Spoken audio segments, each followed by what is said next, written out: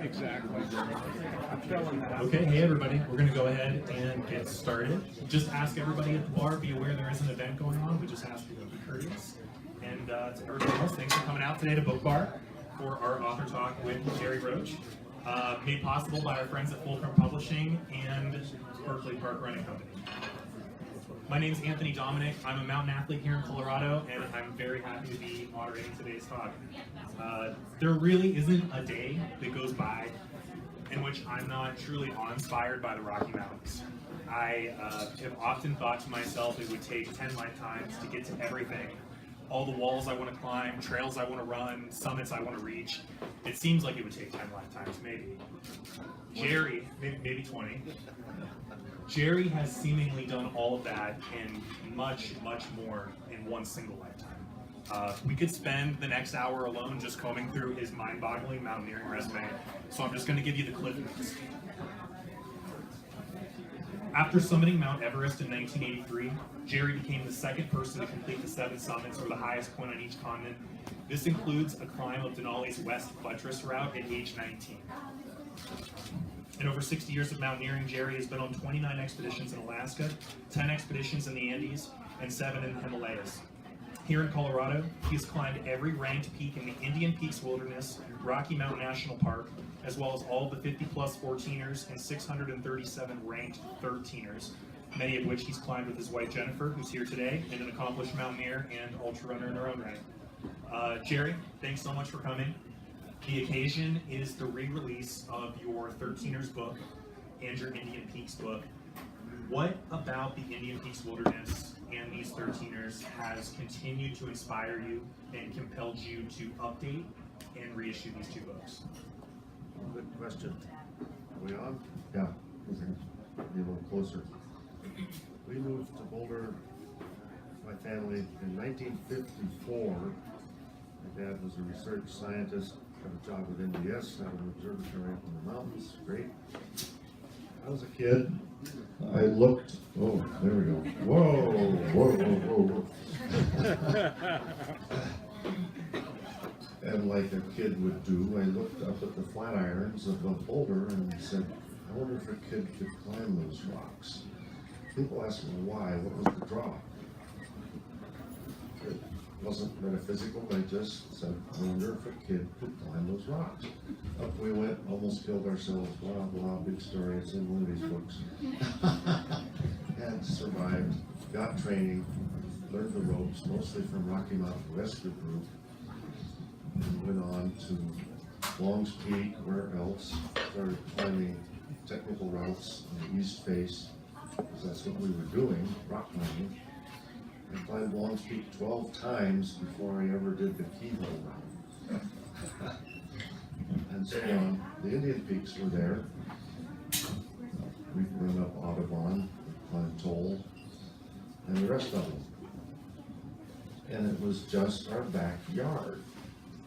Boulder and the whole Front Range is an amazing place. There's nowhere else, well, nowhere else in the Rocky Mountains that have such easy access to all these rocks and peaks. You don't realize that till you go to other places. So it was a charmed upbringing for sure. Here's my story about how the guidebooks happened. Back when we were kids, we'd climb a peak, conquer, conquer, conquer, stomp that summit with your boot 20 times, run down, the peak was conquered, scratch it off, whatever list it might be on, never to be thought about again. Well, got a little older, a little more mature, and the peaks became something to share with a friend. And on, something to go to with a friend who was not as good as you are, and you might have to lead that friend. Then maybe you would lead an entire group of people. Another step beyond that is guiding. And then it became speaking. I loved to go to, whenever I had a chance to speak, I would take it and speak about the climbs and maybe show pictures, slides. Back in the old days, we had these things called slides. Yeah, I still have a closet full of slides. Then the epiphany occurred. If I really want to reach people, I need to write. And I started writing guidebooks. It just happened. One morning, I sat up in bed and I just, as fast as I could write, the first guidebook started happening. My first serious guidebook was Flat Iron Classics, because that's what I grew up doing. I started writing that, and it seemed absolutely impossible to cover all these rocks. There's so many rocks, you can't count them all, unless you've got a calculator. I also had a thought about, gee, if I write all this stuff down, am I giving away the secrets? Am I going to come back 20, 30 years from now and wish I hadn't written that because the usage has gone sky high on my favorite rock that nobody ever heard about? I debated that for about 3 years. I finally decided there are no secrets in the mountains, especially not in the flat irons, because they're visible by 1 million people every day. You can walk to them in an hour from the various trailheads. They're right there. So I wrote the book. Fast forward, gee, that was late 80s when I did Flat Iron Classics. 30, in round numbers, 30 years ago. Fast forward, usage on the flat irons, I can report, is still centered on the same 6 or 7 rocks that it was centered on 30 years ago. Yeah, there's more people up there on an average. Most of them are on the trails. The rocks still see more people, but nothing like the increase on the trails. Climbing is hard, climbing is dangerous. I can't force people to take risks. I can't force people to choose a dangerous vocation. All I can do with my guidebooks is speed them on their way and maybe make it safer in so doing. Anyway, so the guidebook started. In '91, I wrote the first edition of the 14er guide, Flat Iron Classics, Rocky Mountain, Indian Peaks, 14ers. Was the next logical thing to write about, and I did. And it was no genius on my part, it was just fortuitous that I caught the sweet spot of the increasing curve of interest in our Colorado 14ers. And the book is now in its 3rd edition, still selling. I'm being lobbied to do a 4th edition, and on it goes. In the meantime, almost a decade later, I talked Fulcrum into publishing the 1st edition of the High 13er Guide. Oh. And the logic I used to sell it to the publisher was that people are finishing the 14ers, what are they going to do next? The High 13ers. This is all about the list, right? So they bought it, they published it. Jennifer and I slaved on it for a couple of summers. Got all the details. Book came out, it sold out just about 2008, 2009, the crash, which was very hard on publishers, and they didn't reprint it. In fact, we didn't even have a copy. I had about 10 copies I sell off the website. The orders were pouring in. I thought, this is great. I sold every one. I called up Fulcrum and said, I need more 13er books. They said, we don't have any. It's out of print. Buy it. I didn't even have a copy of my own book. It became scarce and rare and sought after. It was selling on eBay for $100, $200, $300. I even heard $2,000. No, nobody ever paid that, but it was a rare book. It was out of print for many years. Glory be, in 2018, we have the 2nd edition out. It's been the better part of a year in progress. What did we do different in this 2nd edition? Good question. Obviously, I corrected any errors. There were a couple. Just one thing about a guidebook, there is always an error in there somewhere, guaranteed. Corrected errors. I took out 2 or 3 routes that involved private property. The old days we did them, now no. I just took them out. Delete. That made a hole in the text. I put a picture there. So there's actually about 3 routes less. I added summit coordinates for the peaks and for the trailheads. And I added prominence numbers for the peaks. A significant change in the appendix. The original book had the 13 or 14er list sorted 3 or 4 different ways, and I said those sorts don't matter. We've changed it to be, we have lists in the back of the 13er book now, 14ers, 13ers, 12ers, and 11ers, right on down. I believe it's the first time that the Colorado 12er list and 11er list have been produced on paper. They were online, but now they're on paper. Okay, what question was I answering? You're doing good. Doing my job for me. I think people would like to hear you talk more about this idea of giving away secrets.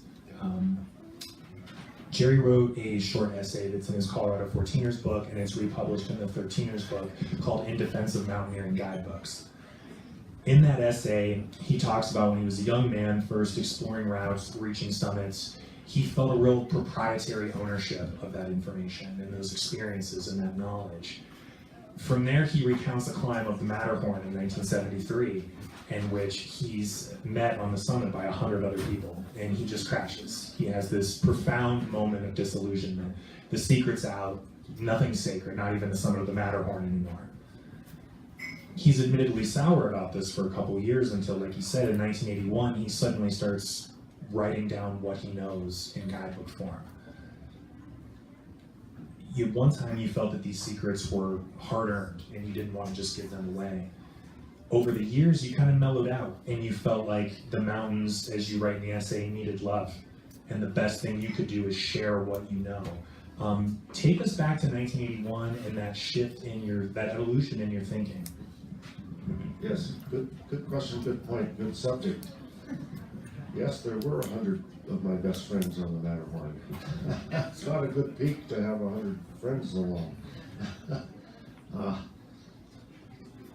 Here's the bigger picture. We have to jump up out of our little box here. When I see 100 people, maybe even today, 500 people walking up the Grays Peak Trail to summit a 14er near Denver, it's actually okay. Why? There are many user groups that want to use our mountains. Hikers and climbers is one of the lesser groups. It could be a subdivision. It could be completely private, off-limits, electric fences go away forever. You can't ever climb that peak. It could be mined into oblivion. A couple of mountains in Colorado have been. It could be logged into oblivion, and so on. There are competing user groups to our mountains. Climbers and hikers only have a shot at it if there, in fact, is a loving user group to go there that wants it pristine, at least as much as it can be in the modern era. So when I see 500 people going up the trail at Grays Peak, I see, there's 500 people loving this mountain. It's okay for me now. If I don't want to hike with 500 people, I'll choose another mountain. Let me see, there's a 13er somewhere in that guidebook. Yeah. If you need solitude, there's plenty of it. In Colorado, I've said this for decades, it's still true. The 14ers, yes, are crowded, typically on the standard routes. My guide includes, typically I have 3 or 4 routes per peak. Take an alternate route on a 14er. There's 13ers. Depends how you count. There's 50 some 14ers. There's 584 ranked 13ers, 10 times more. And if you go to the lesser known 13ers, you can easily find solitude. There's an old equation. The number of people you see will drop off as the square of the distance hiked from the trailhead and the cube of the altitude gained from the trailhead. If you exert, you can find your solitude. Talk a little about your first experiences on some of these mountains when you were first exploring the 14ers in the 60s and 70s, and then finishing the 13ers list with Jennifer, which you finished, I think, 8 years ago. What were those experiences like? Because now if somebody wants to hike a 13er, somebody wants to climb a 14er, they're going to go to your guidebooks. They're going to go to BillMiddlebrooks14ers.com, like we were talking about, the photos, dotted lines, nice beta. What was it like 30, 40 years ago, finding your way up these peaks and documenting these routes? The original guide to Colorado's mountains is the Orms Guide, which some people in this room may have never heard of. Little bitty book, had little bitty maps in there. Here's the standard description that I grew up with for climbing a 14er. Okay, a few words about how to get to the trailhead. Walk up the valley, turn left or right depending, gain the ridge, follow the ridge to the summit. That's it. That's all you get. The maps in the Orms Guide, these little sketch maps, and the ridges were these little hatch marks. And I'd stare at those hatch marks trying to divine some great adventure. Well, I knew there was an adventure there, but it wasn't clear on those hatch marks. Then the Bornemann and Lampert guide came out. Lampert did the history, Bornemann did the route descriptions, and I love Bornemann. He's a great guy, he's a great author. He's written many other fine books, but I gotta tell the story. This is how I approached it. I would go out and do the climb like I just did in the old days with my map and compass. Then I would come home and read the guidebook to see how I did. Got it backwards. On more than one occasion, I would come back from the 14er and read Bornemann's description, and I would say, this doesn't make any sense. I was just there. I can do better. So I was spurred to do better and did. I have a math background, a programming background, engineering background. I think that led to an increased ability to write coherent directions. It's not so easy to write directions. If you ask 10 people for directions from here to the store, you'll get 10 very different answers. Half of them are probably worse than nothing. 2 or 3 might be okay if you really work it. A couple might be spot on. It's hard to be spot on. Turn left at the tree. Well, that doesn't mean anything. So you get the idea. It took me 20 years to, even with an ability to begin with, to really figure out how to write directions for the mountains. It's tricky. You can't just say turn left. Which way are you facing? Up or down? Climbers left, skiers left, sleepers left. I don't know. You've got to be specific. Anyway, the ethics of it all evolved. Guidebooks, so I wrote, the essay you refer to is actually very old. It's 20th, quarter century old. Defensive Mountaineering Guidebooks, back when you were worried that we're giving away all the secrets. No, there are no secrets. The mountains are there. We're not talking about a place off the map. It's very much on the map. The information is online for free. People are going because they're drawn there. Writing the book, I think, speeds you on your way, keeps you from getting lost or worse, and I hope helps you become part of the loving user group that will preserve the mountains for future generations.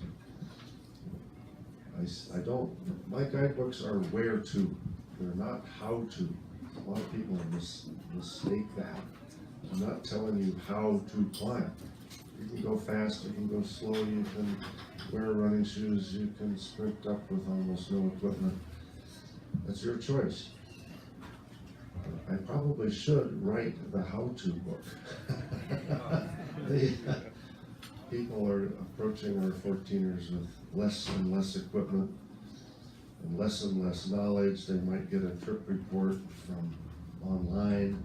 Do you know the author of that report? Have you climbed with them? Do you really know the veracity of what they're saying? We use trip reports all the time, just like the directions. Half of them are worse than nothing. You're better off never reading them. Some of them are okay, and if you're careful and do your own homework, you can make use of that report. Some of them are spot on. Point is, you can't just read a trip report and say that's the Bible, off we go. Consider the source. What question was I answering? How about this? When you were revisiting these two books and going back through all these peaks, Indian Peaks and the 13ers, was there one or two peaks that jumped back out at you, like reminded you why they were such favorites, maybe particular routes? I liked Dicker's Peak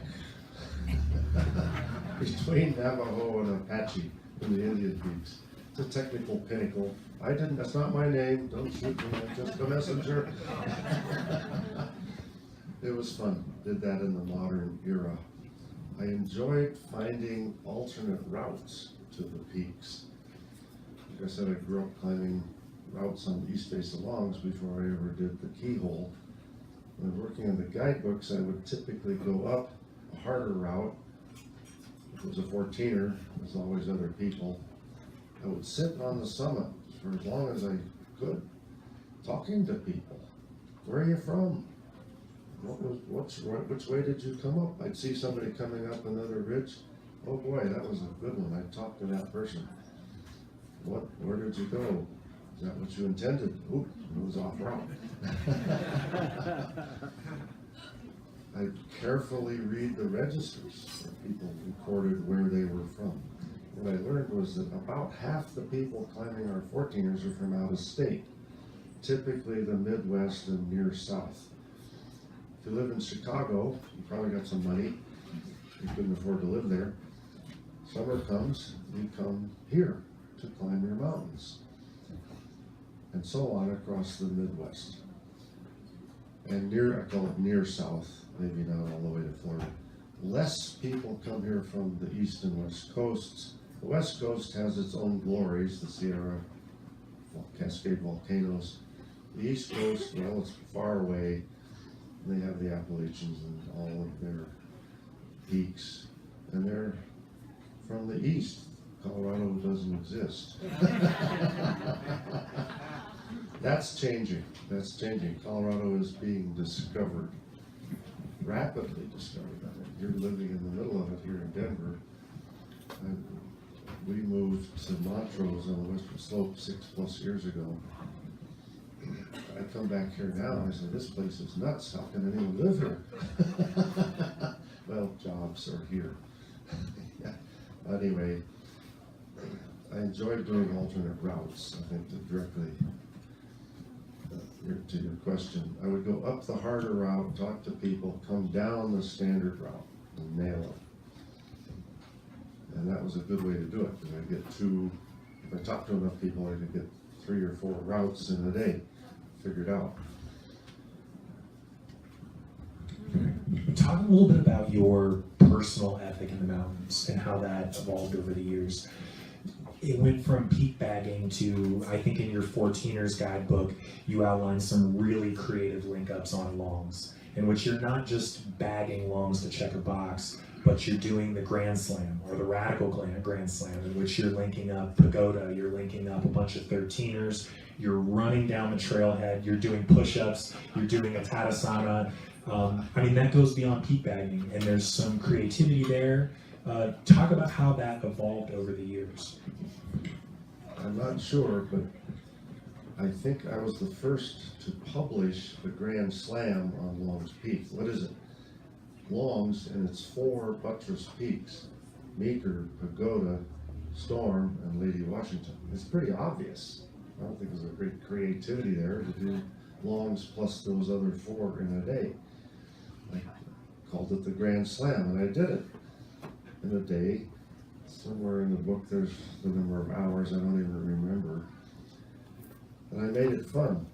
I described how to do it, and I made it fun. And at the end of my description, it's in my Rocky Mountain National Park guide, long out of print. I said, go ahead, break the record, run down to the trailhead. Well, that was a long time ago. Now we have runners who took that seriously and did exactly that. So I added one more. I added some extra summits, and I've got the Radical Slam on Longs Peak. You don't just run down to the trailhead and break the record, then you got to do 50 push-ups in the parking lot. This is all kind of fun for me as a joke. Well, in the 14er book, I see it right there. There's a picture of 2 guys doing 50 push-ups in the parking lot. The link-ups have become more and more popular. High-end athletes can actually do all this stuff, and they do, and they set records, and now there's a whole universe of fastest known times, or FKT, for all kinds of events. In my Indian Peaks guide, I talk about the Fifner Traverse. The version I did was a backpacking event from Bertha Pass to Milner Pass, pavement to pavement, as close to the crest as feasible for a backpacker. Well, now it's a big event, and there's people writing me and saying, well, how close do you have to stay to the exact divide to make it a divide traverse? I don't know, 100 feet, 100 meters, 300 feet, something like that is actually being discussed, and people are doing it as fast as they can. And nobody's been killed doing the Fifner Traverse or the Grand Slam that I know of. It's okay. It's okay if you're in shape and you really know what you're doing. Typically, people pursuing these higher end records are in shape, and they know when to turn around. If they've had enough, they get out of there. It's all over the state. There's somebody just linked up the 5 14ers in the Elk Range in one go. No vehicle involved. Impressive. Some tough stuff there. It's a tricky question why people are dying on our 14ers in increasing numbers, and I think in an increasing percentage of usage. Yes, there's always been fatalities, but one every few years. Now we got, this year, 10, 12 in 1 year. Can I talk about that? Yeah, it's a big subject. Why are people killing themselves on our 14ers? Jump out of the box for a minute. Everybody wants adventure, but what does that word really mean? The word adventure means you don't know what the outcome is gonna be. It might be bad. It's not guaranteed that this is a sing-song, happy-go-lucky event that's going to be successful. People want adventure, but they only want sanitized adventure. Real adventure, people die. There's a lot of examples. There's a whole book on it, not mine, another one. Obviously, there's vastly more usage. There's also people going under-equipped, under-trained, under-knowledged. I'm going to guess, I'm just going to blurt it out, a lot of the people, if not most, if not all, the people that died on 14ers this year didn't read my book. They just took off and had at it. If you read my book, I have Roachisms, like a couple of famous ones. The introduction is over. That's where you get serious. Another simple one is look sharp. When I say look sharp, I really mean you gotta stop and scan very carefully for the next move. It's not a game. It's a life and death choice that you might be making at that point. Anyway, what causes people to go under-equipped, under-trained, and under-knowledged? It's a social media maze that we have today. It's all over. I have a Facebook page. If I write, I did the Grand Slam in 9 hours, somebody's going to do it in 8 or 7 or 5. It's just the way it works. Consider the source of your information. Yes, there's a vast array of information online. Half of it is worse than nothing. The tricky part is figuring out which half. It's a social thing. Well, Joe did it, therefore I'll do it. Never mind that Joe almost died. Survived his adventure. It's bothered me for years that the books, and here we are in a bookstore, the books that really sell vast numbers and make the authors rich are about disasters. Oh my goodness. Is that what we really want when we go out there? Now, we might enjoy reading about it, but you're supposed to learn from that and not do that. City folks lost in the woods seems to be a very popular topic. That bothers me. Into Thin Air, famous book about the Everest disaster in '96. Oh my goodness, big subject. Why was the book so popular? It's a tragedy. All these people died. Oh my goodness. What went wrong? What were the errors made that cannot be made on my next 14er climb? It scales. Errors are errors. Just because it's Everest doesn't mean you can't make the same basic mistake on a 14er. Tricky business. Don't glorify disasters.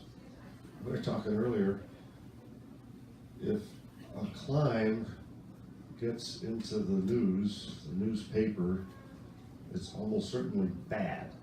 My goal is to keep my name out of the newspaper. Because it's going to be bad.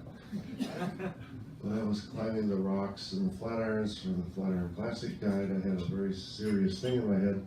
I'd solo a lot of things, up and down with no rope. I can't get stuck on a summit and be unable to get down. The last thing I want is the headline, guidebook author trapped on summit, rescued by the rescue group. He lived. I don't even want that. Climbing some of the 13ers on the Calibra Ranch, private, I waited 20 years before getting a chance to climb those 13ers, and I didn't want the headline, guidebook author caught trespassing, busted, went to jail, paid big fine. I waited 20 years until they had an open weekend. We could go anywhere. We paid a bunch of money and we climbed all those peaks in one 3-day weekend. Done. No headline. You don't hear about that. Anyway, a lot of tricky business. I think the biggest question we've got right now is, why are people dying? It's too cavalier. I'm an old guy. When I go to a mountain, it's just as serious as Everest. I think there's an Everest in every mountain. There's an approach, there's what I call the belly of the climb, and then there's summiting. Anything beyond walking around the park over here is going to have elements of Everest. And you have a lot of the same decisions. Sadly, most of the deaths on our 14ers this year, many of them were falls. You just plain old fall off the mountain. Duh. American Alpine Club publishes accidents journal every year. They roll up the statistics. The biggest thing that gets people is falling. Gravity never sleeps. Practice not falling. That's my advice. Be quiet. Don't think about what happens if you do fall. It's always bad.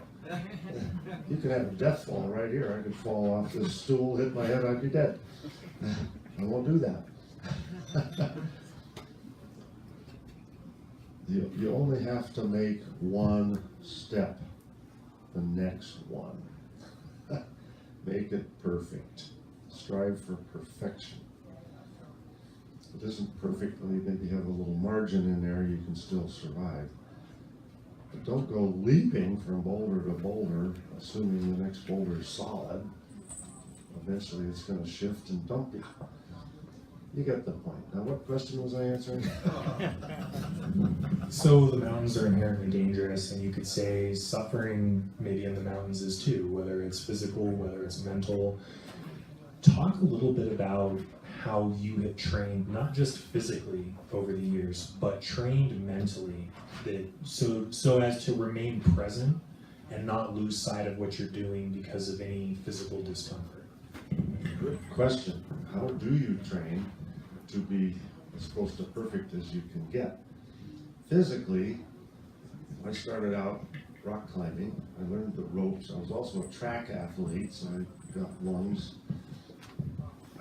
I personally had a good physiology for high mountains. In high school, we had a lung capacity test machine. I blew it apart. Literally. About a 7-liter lung capacity. I had my VO2 max measured, it was 93 or something. That's up with the big boys today. I set school records in track. I'm good at cold, I had a good circulation. I loved being on the mountain. If you're on the mountain and the only thing you can think about is getting home, go home. Get out of there. You don't belong on that mountain. You have to enjoy being on the mountain.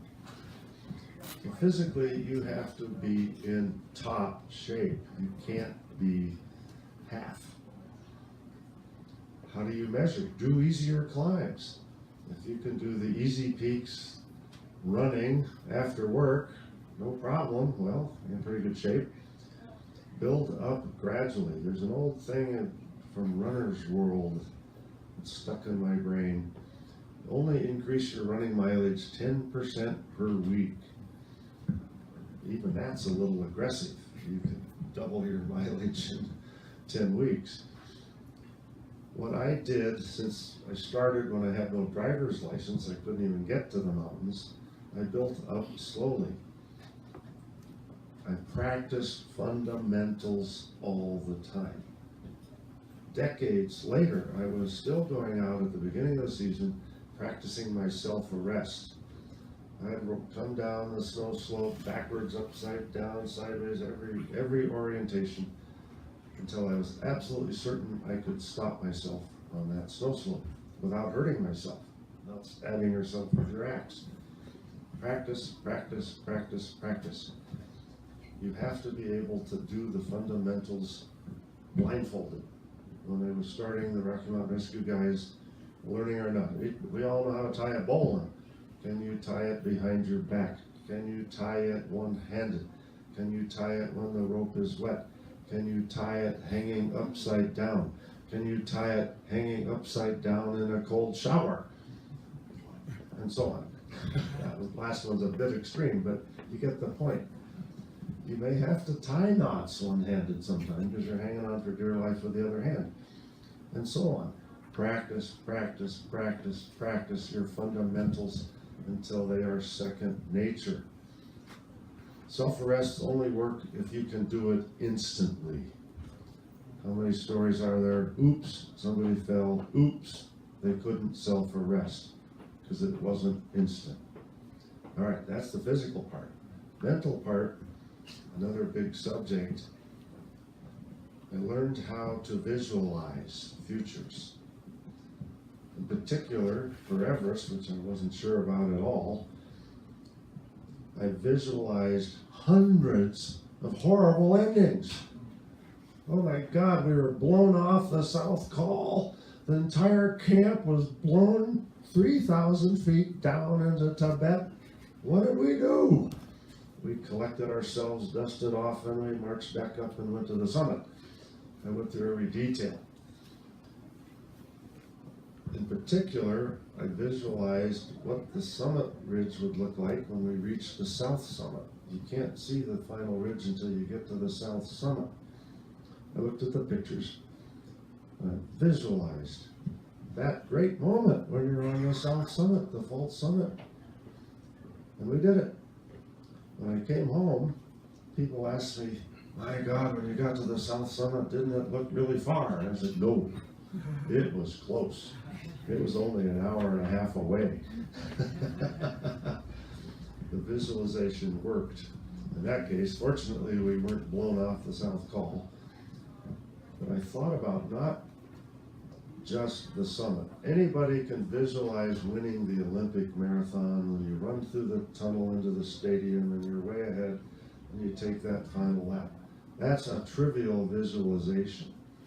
The tricky part, the race is won way out there on the roads, right? And the climb is won earlier as well. Start with your summit visualization. Work down the mountain through all the stages. Something went wrong at base camp. What do you do? Something went wrong in the approach hike. What do you do? When your visualization of the entire process goes backwards far enough and meets the real timeline that's going forward, then you're ready to climb. That's exactly what I did. I was visualizing everything and finally realized, well, I'm here, I'm doing it. I am now living my visualizations. There's more power to that than is easily thought about. Like going to the summit. It was easy because I had been there 10,000 times in my mind. You just do it. Practice solving problems. The measure of a mountaineer is not whether or not they ever make a mistake. Everybody makes mistakes. We're human in all walks of life. The measure of a mountaineer is what you do when you make a mistake. Practice solving mistakes. The worst mistake a mountaineer can make is persisting in a bad choice. There was a bad choice right there. That can quickly take you to your last step. When you make a mistake, know it and recover. If you're already way off route, well, you're going to do a complicated recovery. A lot of times hiking, I'm usually leading. Say I'm in the forest, going somewhere. Sometimes I'll lurch off to the side and people say, Gerry, what happened? You almost fell down. You lurched. I say, no, I just saved us half an hour. I had the thought that we could go this other way, and I instantly changed my mind. That was wrong. We're still going this way. I just took one step the wrong way. I got good at that. Pretty soon you get so good that you don't take the wrong step at all. That's hard to do. That's called perfection. Sooner or later you're going to take a wrong step. Recover. Visualization. Practice. Fundamentals. I want to, before we jump to Q&A, I want to have a chance to highlight Jennifer, who's been your mountaineering partner for quite a few years now. Jennifer actually completed the 13ers list before you did. She was the 8th person to ever do so in 2001 and only the 4th woman. Can you speak a little bit about her, not just as a wife, but as a mountaineering partner, and how the two of you kind of went through this process of discovery with all of these obscure summits, especially in the Sawatch and the San Juans, what that's been like? Well, yeah, Jennifer should answer that question. She's right here, by the way. Wave your hand so everyone knows who the 4th woman to do the 13ers is. By the way, the picture of the 13er, the new 13er guide is Jennifer, the silhouette. Jennifer would ask me, why haven't you climbed this peak, this peak, this peak, and this peak in Colorado? And I said, well, that was the summer I spent the whole summer climbing Mount Foraker in Alaska. I'd spend the summer doing one peak and she'd be bagging all the 13ers. We've been together over 20 years now. When we got together, she was working on finishing the 13ers, the big list, 584. She was working on the lower ones. So we'd go out and climb the lower 13ers. And I loved it because they were nobody around, no guidebook. You just figure it out like the good old days. You had to find the route, do it, deal with the weather, the whole 9 yards. And I really got enjoying the lower 13ers. So then she finished in 2001, was that it? Yeah, no, 1. Right. 2001, she finished. Then subsequently, she doesn't mind repeating peaks, which is an amazing thing. And we go back to the intermediate 13ers and even some of the higher ones, and she'd repeat them for me. And we just got into it. And sometimes I'd ask her, well, where do we go now? You've been here. And she'd say, I don't know. So we still had to figure it out. And I never thought earlier that I would do such a long list, 637 peaks. It's like, oh my God, that's too much. Well, you get caught up in this list mania, which is another subject. And I ended up doing it, finishing in 2010. In fact, the cover photo on the new 13er guide was taken on the day that I finished the 13ers in 2010. So that's just a fun thing. We just loved being out there bagging the peaks. Jennifer's only happy if she's in motion. And that's okay. Most of us are in motion most of the time doing something. I believe everybody has an Everest. It may be raising a family, it may be getting a degree, it may be getting drunk. But most people have an Everest. They couldn't vocalize it very well, but it's there. Climbers, I think the Everest is a little more obvious. You can climb the real Everest. I did that. And was that my Everest? I don't know, that I needed more than that. I think the list has become the people's Everest. You get to choose your list.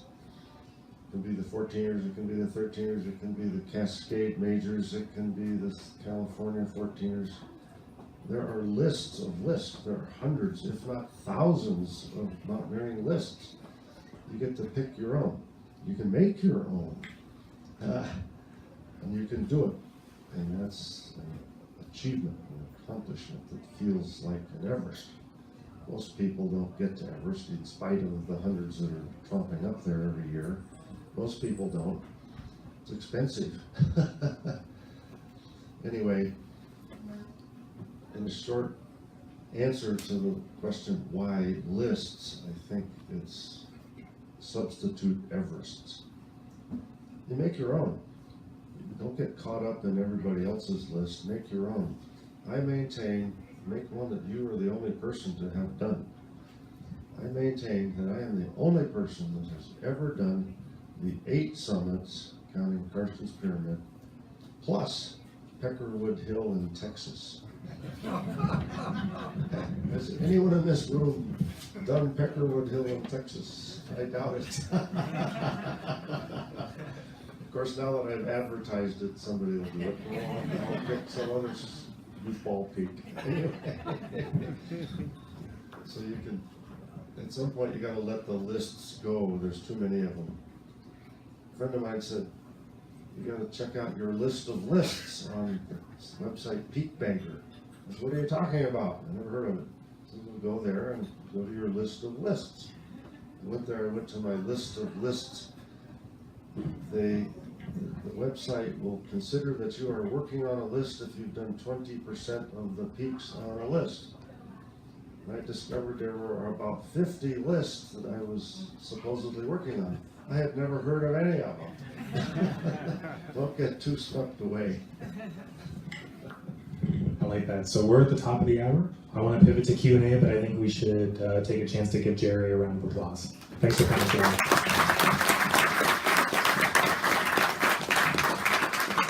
I also have an announcement from BookBar that if you buy 2 or more of Gerry and Jennifer's books, you get $1 off an Odell's Pale Ale while supplies last. Yeah, but do we have any questions for Q&A? Yeah. I'm sure you know the legend of Clark's Arrow. Oh, yes. We couldn't find it. We went up the loft route and looked and looked and looked for half an hour where it was supposed to be. I'm wondering if you ever saw it before the sun faded it away. I have seen it. Real quickly. So the question was, has Gerry seen Clark's Arrow on Long's Peak? Right. Yes, I've seen it. I saw it many times. I have a photo in, well, I think the Long's Peak guide, or the 14er guide. I know I have it in one of my Long's ebooks, pointing at an arrow on the picture, pointing to Clark's Arrow. Short answer is fading away. Yeah. It may, I haven't been there in a while, it may just be faded to oblivion at this point. There's something in the Long's Peak. Yeah. Among other things, we have a Long's Peak DVD over here, details on Long's. I think there's a picture of it in there. Taken a few years ago. Yeah, good chance it's just faded. It's possible you didn't look at the exact spot. I could find the exact spot, and if I get back up there, I'll look and see if it's still visible.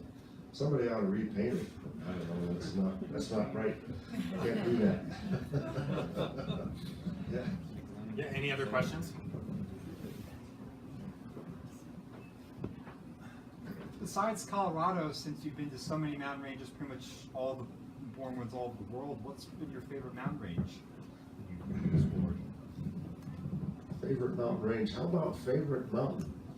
I've had this question for decades, many decades, and I have a stock answer that will surprise you. Green Mountain above Boulder. Why? Because it holds all those flat irons. There's no other single hump that has that much adventure waiting. My favorite 14er, Long's Peak, because that's what I grew up climbing. I think it's more than that. Long's is the Long's Meeker Cirque is the greatest mountain cirque in certainly Colorado, arguably the Rocky Mountains, with the Diamond and the great east face of Longs, plus the north face of Meeker. It really is an amazing place. Bill. You got that look. So, how are you dealing with not being able to do all the great things that you used to be able to do? Not well. How am I dealing with being 75? Not well. What are you still doing today, or you know, on a daily basis, or frequently? What kind of stuff are you doing now? I can still bank 12ers. There's 584 peaks between 13 and 14. There's 676 Colorado peaks between 12 and 13. That's almost 100 more. Oh my God, that's a long list. I'm not really invested in another long list, but I keep climbing 12ers. I've done about 70% of them. We climbed 28 new ones this summer. Okay, for not giving a hoot. I don't think I'll live long enough to do them all. There's some hard ones. Oh yeah, but these days you can hire guides. I love to write.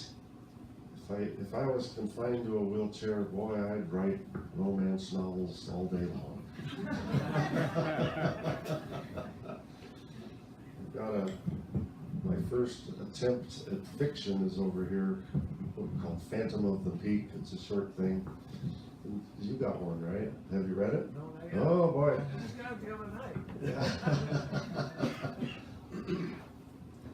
It will probably leave you scratching your head, my attempt at fiction. It will not be a bestseller. That was not my goal. I invented characters that could both climb horrendous things and sing at an operatic level. Interesting combo. They would sing to each other when times got tough. So the soundtrack for the movie's already there. Jennifer thought that my characters were too perfect. And other people said, there's no woman out there that could climb like that and sing like that. So wait a minute, slow down, slow down. There's 7.2 billion people on the planet. I think she's out there somewhere. And the more important, the quest for perfection, the next step should be perfect. There's a quest for perfection that we hang on to. You can't be perfect all the time. You may never be perfect at any time. But you can at least dream. That's part of the visualization. Your visualizations can be perfect. The people I invented in my book, oh, perfect. It's part of the fun. Have you ever been injured during any of the climbs? Any of your climbs? And if so, what was it? Eager, what was your... Injured. Have you ever Injured, Yes. injured. Good question. Short answer, not really. I've had bumps and scrapes and bruises. I managed to break my quad tendon a year ago, but it was 2 blocks from the house. Stupid. And my big injuries have not been in the mountains. If I had had that quad tendon break high on a mountain, if it was Colorado, it would have required a chopper. If it was in the Himalayas, you're dead. One of my quotes is, first aid above 26,000 feet consists of getting below 26,000 feet. With that injury, you're limited to butt scooting, and that puts your feet up the hill, and it ain't gonna happen. You're not coming down. So, no, I haven't had a bad injury on a climb. That's a good record. I should try to keep that. You said you had climbed Longs 12 times before you did the keyhole route? Yeah. What routes were you doing? Did Alexander's, Stettner's, Coors Door, and then of course Lamp Slide, and every time we did a lower face route, we'd finish by going up the upper Keeners. My deal was we always went to the summit, and we'd descend the north face. One time there was so much snow, we were able to descend the north face, facing out, kicking down the snow. Don't think we'll do that again. Have you climbed, I'm drawing a blank, the wall on Logs Peak? The Diamond? The Diamond, have you climbed that a few No, times? no, actually, I have not climbed the Diamond. When I was in shape to do it, it was off limits. Had never been climbed. That was the old days, the good old days. It was off limits. Dale Johnson, rest in peace, made the first half ascent of the Diamond. He got up halfway and retreated. Much to his chagrin, he would have been the first, a Colorado guy. Camps and Reary roared out from California and did it. Their Yosemite skills. And I don't know, I went on to the high mountains. I think that was the summer I did 4 Acre. I was always attracted to the big, high, snowy mountains. The higher, the better.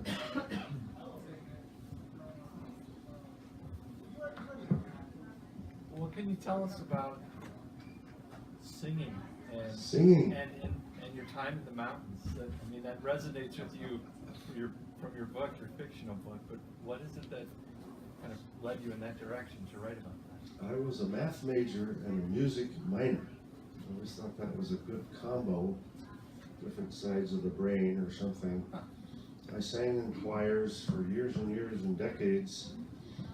Oh, way back, I even soloed a time or two. Not very good. Music is a wonderful mechanism for inspiration. If you don't have inspiration, you're not going to the top of the big tough ones. Like I said earlier, you got to enjoy being on the mountain. If it's so much about ticking it off and getting it done, the mountain's going to kick you off. Music is a big deal in my world, and I think almost everybody here listens to music. Different kinds, different times, sure. Let it be inspiration. If somebody asked me, what kind of music do you like, I would say all kinds except rap. I don't consider rap music. I consider it lousy talking. That's another story, but there's music for every occasion. When we went to Everest in '83, the year I made it, I had a bunch of tapes.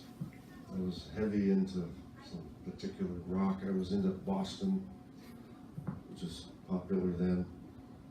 We got to our first camp, and I fired up the speakers, and I blasted Boston into the air. I turned it off. That's the wrong music for this valley. And he switched to classical. Other Bonington said that. During the expedition, he switched from rock to classical. Classical music is good. Rock music, you got boom, boom, boom, boom. Same thing over and over and over. Classical, it changes almost every bar. So your brain is more active keeping track of the classical music. And that's a good thing as you go higher. As you climb higher and higher and higher, the rational half of your brain turns off. It's serious. There's brain research backing this up. Quick story, we're doing Aconcagua, we're at 19,000 feet, we're stuck for a day. With the right idea, we'll do a math test. We conjured up about 40 arithmetic problems, addition, subtraction, multiplication, long division. We used to do that, remember? And we took the test at 19,000 feet. And I'm going through the test. I'm a math guy, I was good at arithmetic. Whipping through, writing down my answers, thinking, this is easy, I'm nailing it, perfect. Wrote down all the answers, climbed the peak, went home. 3 months later, pulled out the same list of questions in Boulder, took the test again. Result, twice as fast, twice as accurate. I had made mistakes that I wasn't aware I was making at 19,000 feet. I was floored. That's only 19,000. What if you're at 26,000, 29? Oh my God. The rational brain really does fail at high altitude. Well, if you know that, it helps, because you're a little bit on alert. If you were totally rational at 28,000 feet, you would turn around and get the hell out of there. It's no good. It's the artsy-fartsy side that keeps you going. Maybe in excess. It's tricky business. You need some rationality to figure out when to turn around. It's tricky business up there. I was astonished at that result with the arithmetic test. Factor of 2 in both speed and accuracy. The bad part was, at 19,000 feet, I thought I was smart.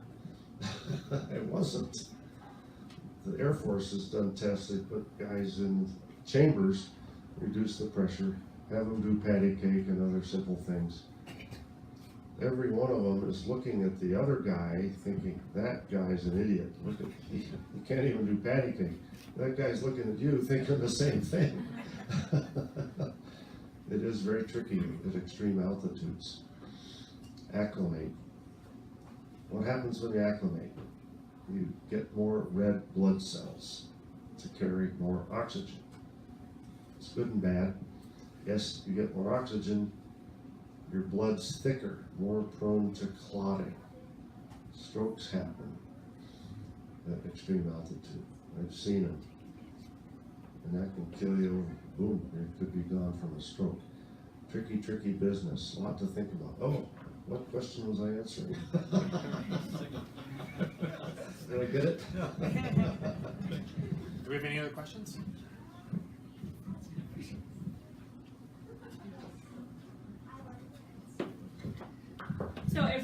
done, I think I'm gonna get you guys started with the signing line, so I'm gonna have Jennifer take Anthony's spot.